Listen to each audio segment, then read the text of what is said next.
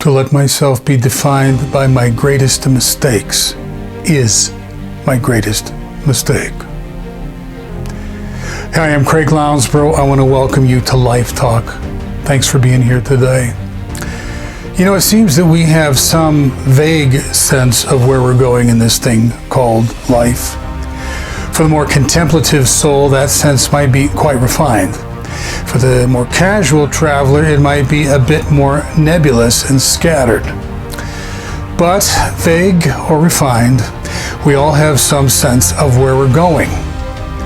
And too often, we find ourselves ending up someplace else. Now, some of us are not necessarily in conscious pursuit of wherever this place is. We have this instinctually primal sense that it's there, and we intuitively assume that our path will take a natural course to wherever that place is. Then there are others of us who are myopically focused on where we're going to the degree that everything that we do is wholly defined by that singularly beguiling destination. Well, in whatever way we do it, we all have some sense of where we're going. And too often, we find ourselves ending up someplace else. Well, let's talk about the detours in life that we create. Life is not so predictable as to always wind its way to the places that we presumed it to be going. And in the presuming, we screwed things up. There are those times when where we were going was bafflingly mistaken as some sort of final destination, when in reality, it was only step to that final destination. And at other times, the place where we're going is really a destination that we had fabricated, because the place to which life had originally called us appeared too big, or too far, or too steep, or simply impossible in whatever way our limited vision happened to interpret it. Well, however it might play out, we're all headed somewhere. And then there's the detours that life creates.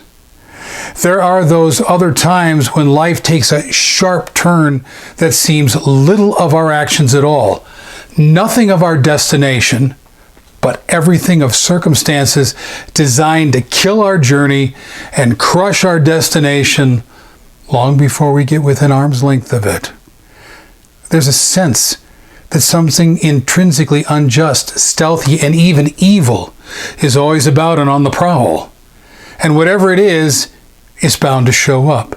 And when it does, it undoes everything that we thought was secure and certain, wreaking havoc on whatever our journey had been to that point. Yet, you know, really, more often than not, it's not the obvious shifts in our journey that are the core problem. Sure, life shows up and we get shoved down. There's no question that the natural ebb and flow of life, whether it be titanic or minuscule, will happen to us. Despite our frequently egocentric inclinations to the contrary, we are not so shrewd or ingenious as to be able to traverse life in a manner that deftly sidesteps everything that comes at us. And you don't talk about, we get casual and careless. Yet more often than not, the explanation doesn't rest in life having shown up. The much more poignant issue is that too often we're passive, or flabby, or relax in rigorously living out our lives. We're far too casual and careless. Somehow, somewhere, the exquisite sanctity of life and the priceless privilege of living it out was supplanted with some sense that it's too much work, or that it's not going to work. So why try? And so we drift without knowing that we're drifting because we're no longer paying attention to our lives and to what's happening. Preoccupied with pablum. Too often we're preoccupied with little things, tiny things. We're tediously engaged with the little things. And we're caught in the tedium of minutia because we can gather those things around us and we can control them when the bigger things in our lives are out of our control. Too frequently, we're goaded by the fear of big dreams and massive possibilities, so we dumb down our lives to anesthetize those fears. We're caught in small things, and the outcome is that we end up finding ourselves somewhere else without ever seeing it coming. Well, sometimes we feel we're just along for the ride. We presume that we're some docile passenger along for a ride that's going wherever it's going. So we just let it go to wherever that place is. We then turn to the hovel of our small agendas because it's the only place that we have to go. We become so entangled in the pull of our own flimsy agendas that we serve agendas that serve no other purpose than serving our agendas. Assuming we're on a ride that we can't direct. The outcome is that we end up finding ourselves someplace else without ever seeing that place coming. You know, at other times, we live in the constructed confines erected from the raw material of denial, causing us to live out a life that is in denial of life itself. We become squatters living in a squatter's camp constructed by the flimsy materials of justification, rationalization, blame placing, and projecting. Hemmed in by walls of this sort, the world around us is shut out, and it moves on without our awareness of it. The outcome is that we end up finding ourselves somewhere else without ever seeing it coming. Well, we're going to end up somewhere. That's the way life works.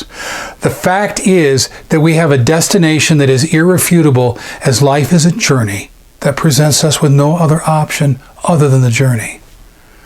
We may decide that the nature and course of the journey is irrelevant, and we may take a back seat to passivity. If we do, we have no right to complain when we end up in some place other than what we may have thought or preferred. However it happens, we will end up somewhere. We end up somewhere, and wherever that somewhere is comes to define us. To whatever degree we've done it, we've contributed to where we find ourselves at this moment. The causations may have been largely of our making. Our poor decisions and our impulsive choices may have landed us in a dark place. We may have believed in the wrong things and justified those beliefs in spite of the painful outcomes that they repeatedly laid at our feet. We may have thought wrong, thought selfishly, abandoned any forethought, or not thought at all. Therefore, we thought ourselves to where we never thought we would be. We may well be the author of our destinations and the surveyor of the roads that brought us to these places. Those places might be barren. They may be empty of everything for which we had hoped and void of the slightest piece of our slightest dreams. Standing here, we may see no way out of them, and therefore assume that we will be forced to surrender the rest of our lives journeying further into these places. And all of this may be true. But what is truer is that you are not your destination, whoever or whatever brought you here.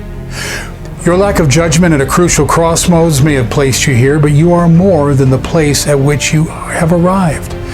Bad choices and even worse passions may have landed you in the wasteland that you're living in. But you are not what you see around you. Life may have put you here, but you are not the place within which you have put yourself or where life has brought you. You are more than the choices that you made or what life has done to you. You are more than the beliefs that you errantly embraced. You are more. And because you are, the place you are at is not the place where you are doomed to live. You are more than what surrounds you. And so is your future.